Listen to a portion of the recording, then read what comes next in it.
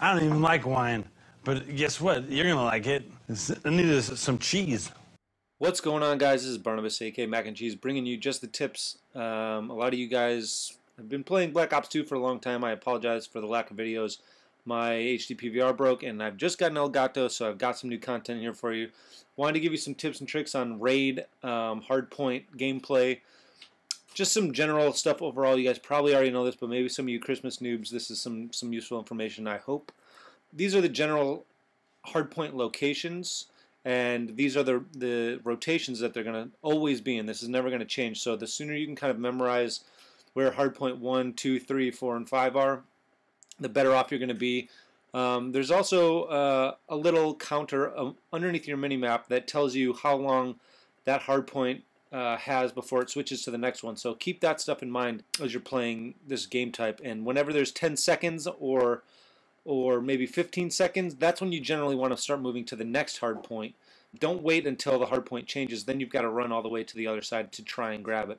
You want to try and get it as soon as possible so you can get as many points as possible early on, because it will constantly get contested back and forth. So keep that stuff in mind. Now, this is the first hard point. This is the ring. I call it the Ring of Stones. Some people call it statues. Call it whatever you want, as long as your team knows what you're talking about.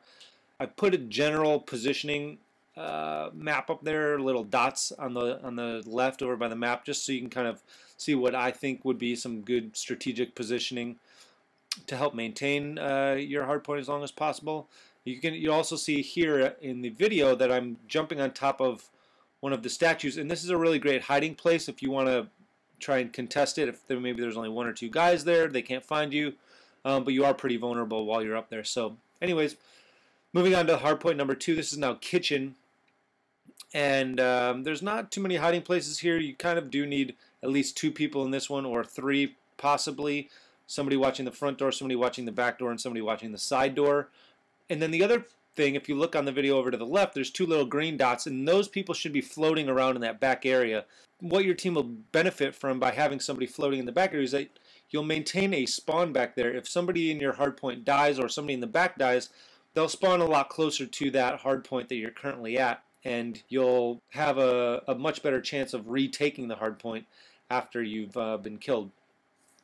So if anything, if you take anything away from this video, the main thing that you want to think about is having 1 or 2 people, however many you need, in the hardpoint at any given time, and then having the rest of the people spread out and set up a perimeter, because you only need 1 or 2 people. You actually only need 1 person to gain points for your team, but 2 people just guarantees that if 1 person goes down, somebody's still in there to probably pick up the slack. So in general, just want to make sure that you've got that hard point locked down and the perimeter secured so that you can maintain those hard points as long as possible so you can win the game.